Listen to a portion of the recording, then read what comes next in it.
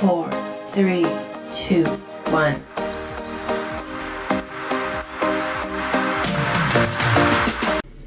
Hello everyone, welcome back and Happy New Year.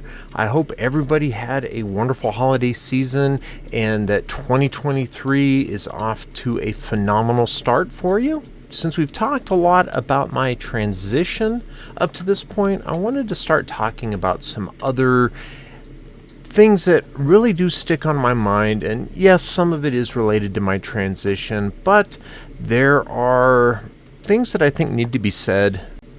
Things that need to be said related to a lot of the toxicity and I'll even use the word segregation in the transgender community towards people of all stages of transitioning and identifying as all different aspects of that part of the LGBTQ plus spectrum. One of the things that I constantly notice on online postings, Facebook, Instagram, things of that nature, is how there seems to be this air in the transgender community about what defines an individual as transgender and the fact that there seems to be multiple levels of being transgender and a hierarchy exists where other people just happen to be more transgender than other individuals. There seems to be a lot of gatekeeping in the transgender community. One of the biggest ones that I have noticed has been in regards to you have individuals that cross-dress. You have individuals that are drag queens. You have individuals that are transgender but never do anything to transition. They just live wholeheartedly as themselves on the inside.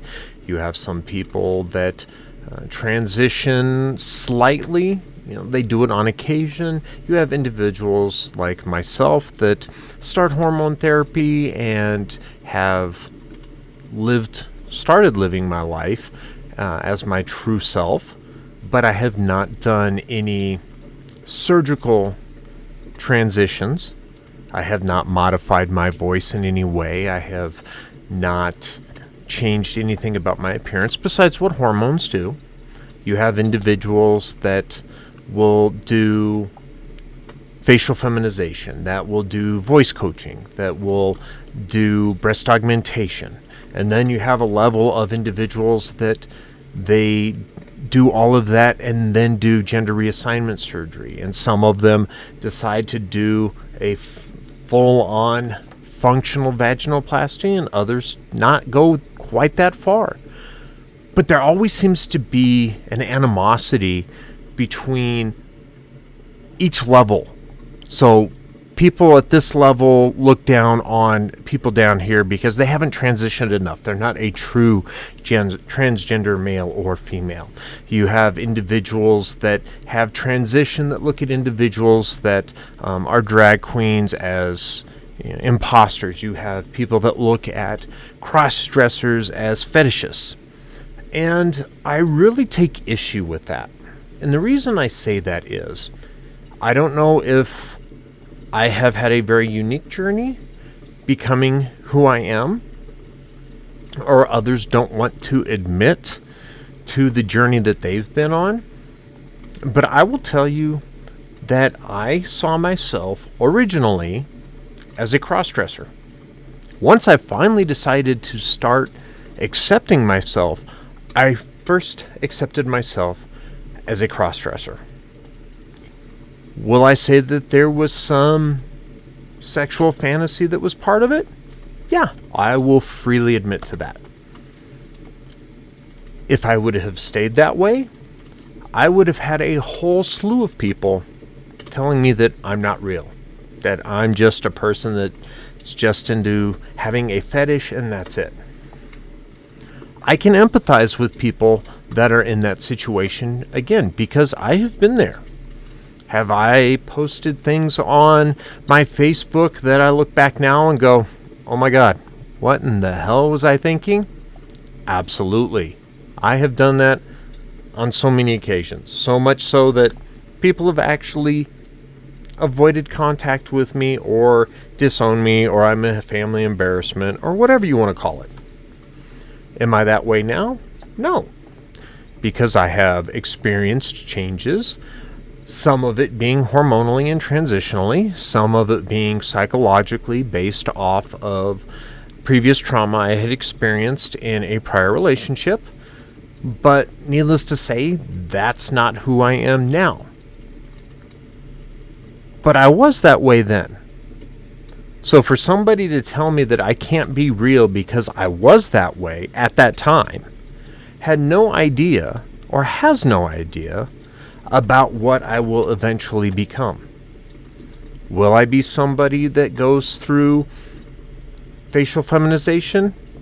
Probably not. I'm fairly happy, as much as I can be, with how I look. I'm not going to change my voice. It's my voice. I was born with it. I actually like the sound of my voice, so I'm not going to change it. Depending on what hormones do the next couple of years, will I look at breast augmentation? Possibly. Will I look at other things to help me not have to wear like hip pads and things of that nature? There's a possibility for that. Will I do gender reassignment surgery? I don't know. I look at myself and I'm not disgusted by who I am, about what my physicality looks like. But there are certain things that, yes, I might change, and other things I would be perfectly okay leaving as is. But for some people in the trans community, that's not even enough. If you're not going all the way, you might as well not be there. And it really becomes very annoying and, in all honesty, quite disgusting. I can understand how individuals may look at other individuals and come up with an opinion of what they think about that person. We do it all the time. One of the biggest shocks that I ever had in my life is when I decided that I was finally going to accept myself and finally know that I am who I am, when I tried to find connections and resources in the LGBTQ plus community. I found there were a lot of schisms in what was supposed to be all about us all being together and being part of the same community. That's where I started noticing some of the sentiments that I'm talking about now. In all honesty, it's okay if you have your opinion about what you feel is what made your journey your journey. It is not anywhere on your list of responsibilities to gatekeep the transgender community and set your standards as the ones that others have to meet in order for them to be considered transgender. If there are individuals that are cross-dressers and that's all they do and it's completely a sexual fetish, that's on them. That's fine. It's not my place. It's not anybody else's place to pass judgment on them. Do I see those posts on Facebook? All the time. Have I posted those posts on Facebook? Absolutely. Do I go around and tell them, you know what? You posting that you want to be a sissy, or you posting that you want to be used by men, or this or that or whatnot, makes you any less of an individual for who you are? No, I do not do that because it's not my place. If it's something I don't agree with, I just unfriend that individual. It's not for me to belittle or judge those individuals. Just like it's not my place to judge other people that have transitioned or they have things that they need to do to help with their dysphoria or their dysmorphia, like I do. I wear pads in my bras. I wear pads on my hips. I do things that help me feel more feminine in how I look, and it really does give me a boost of confidence. When I first transitioned, I tried to be au naturel. I'm just going to be myself. And I could not get over the negative looking at myself. So I did something I said I would never do, and I started wearing hip pads. And I've been a lot happier with how I present. And it's not their place to tell me otherwise. Just like it's not anyone's place to say, oh, you know what? Your makeup looks like shit. You really need to learn what the hell you're doing. Now, can we make constructive comments to help an individual, maybe point towards resources?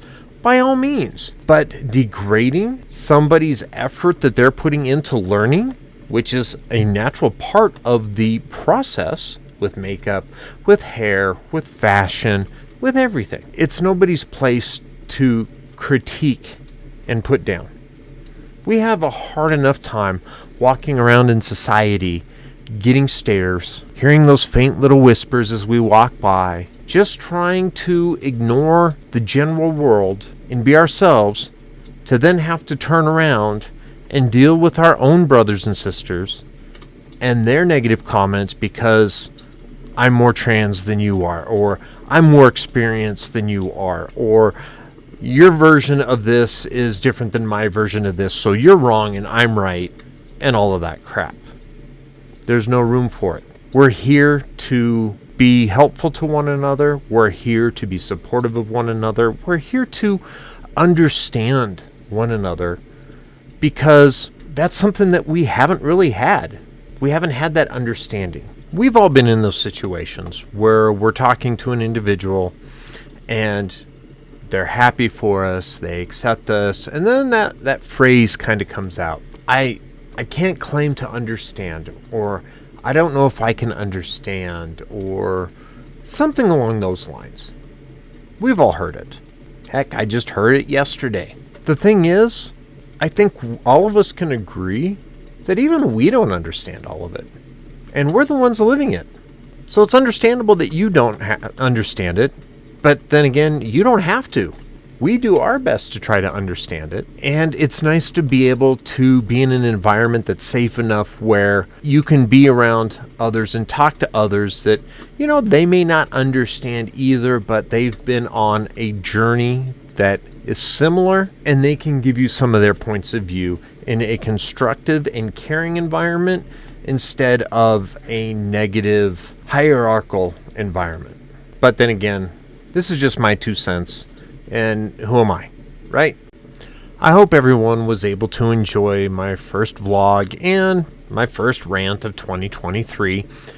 I know that what I talked about can be very divisive in a lot of communities, and I'm hoping that if you don't agree with my viewpoints, at least you can respect my viewpoints, just as I'm putting out that I will respect yours.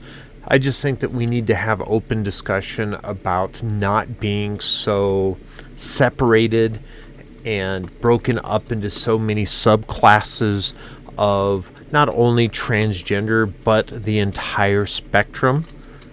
And the only way we're going to do that is if we just start talking. So that was my goal to start off this year. I hope everybody has a great next couple of weeks, and we will see you in 2 weeks. Have a good one.